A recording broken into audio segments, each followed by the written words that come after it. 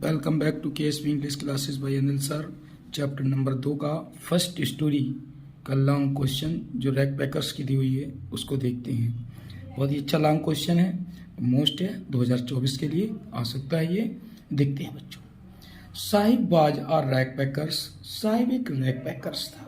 क्या था बच्चों? साहिब एक रैक पैकर्स था, मतलब कूड़ा बीनने वाला था, कूड़ा करकट बीनता था। हु लेफ्ट ढाका, जिसने ढाका छोड़ दिया था। And came to big city Seemapuri, और एक बड़े शहर सीमापुरी में आ गया। इन सर्च ऑफ गोल्ड, कुछ पैसों की तलाश में, सोने की तलाश में, और मतलब ये सिक्कों की तलाश में ये मतलब जो है एक बड़े शहर सीमापुरी में आ गए। हिज होम, उसके घर, हिज ग्रीन फील्ड्स, और उसके खेत, ऑफ ढाका, ढाका के, डिस्ट्रॉय बाय दी स्टॉर्म्स, तूफान के कारण, बाढ़ के कारण नष्ट हो गई।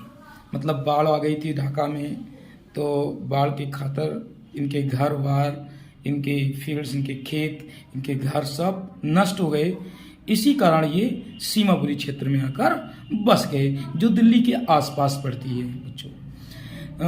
His home was not even distance memory, उसके लिए अपने घर के बारे में अब बिल्कुल भी याद नहीं है।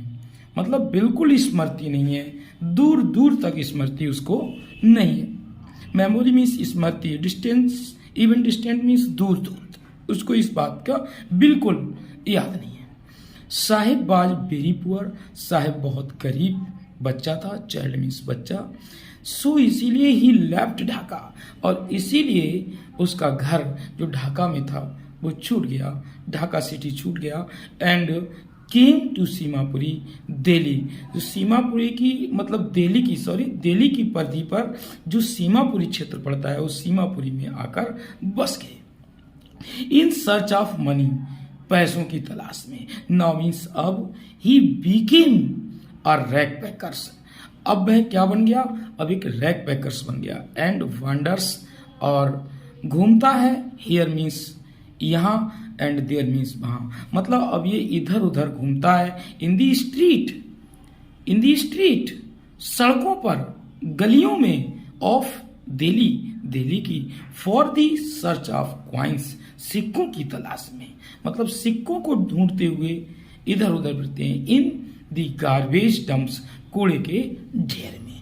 मतलब कूड़े के ढेर में इधर उधर ये सिक्कों की तलाश में घूमते हैं, और जैसे कूड़ा करकट मतलब कबाड़ बीनते हैं, जिनके बदले में बेचकर इन्हें पैसा मिलता है। आगे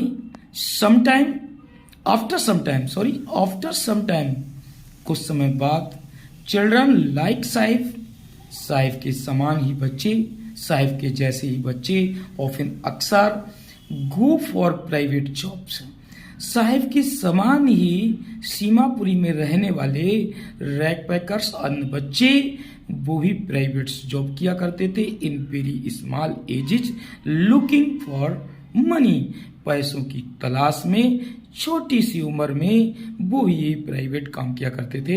प्राइवेट जॉब का मतलब यह है कि वो कूड़ा करकट बीना करते थे। दियर पेरेंट्स, उनके parents, income is very less, उनके पेरेंट्स की जो इनकम थी वो बहुत थोड़ी इनकम थी। They have not enough food for eat, मतलब इतनी कम इनकम थी कि उनको भरपूर भोजन भी पर्याप्त नहीं मिल पाता था। सो दियर चिल्ड्रन, इसीलिए उनके बच्चे, वांडर, घुमा करते थे, हियर एंड देयर, इधर उधर घुमा करते थे, in search of any private job, किसी व्यक्तिगत जॉब करने के लिए इधर उधर घूमते थे, अर्थात कूड़ा करकट बीनते हुए घूमते थे। चिल्ड्रन बीकेम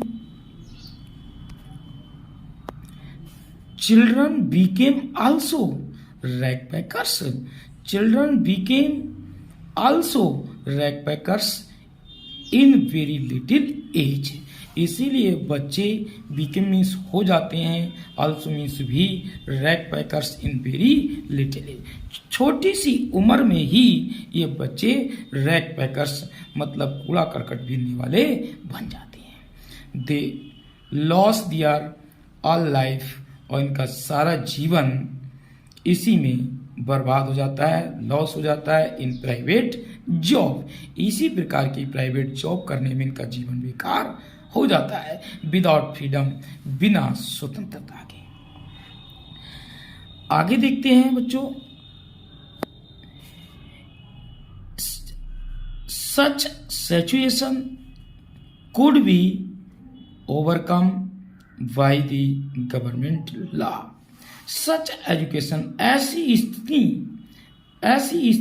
सिचुएशन मीन्स स्थिति, कुड बी ओवरकम, ऐसी स्थिति जिस पर वो काबू पा सकते हैं, by the government law.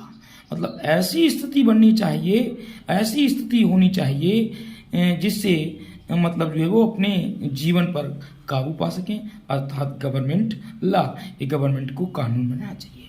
We should not give burden of child labour, मतलब बच्चों के ऊपर हमें अतिरिक्त भार नहीं डालना चाहिए, बच्चों के ऊपर हमें परिश्रम का भार नहीं डालना चाहिए। This age is only education, ये उम्र उनकी केवल शिक्षा के लिए होती है, ये उम्र उनकी शिक्षा के लिए होती है, फॉर देम, उनके लिए। And we should give them proper food, हमें लगातार उनके लिए भोजन देना चाहिए, क्लॉथ्स, कपड़े देने चाहिए, एंड एजुकेशन, और उनको एजुकेशन दिलानी चाहिए। थैंक यू बच्चों, ये क्वेश्चन बहुत इम्पॉर्टेंट था। आई होप, आशा करता हूँ कि आपको समझ में आया होगा। जय हिंद।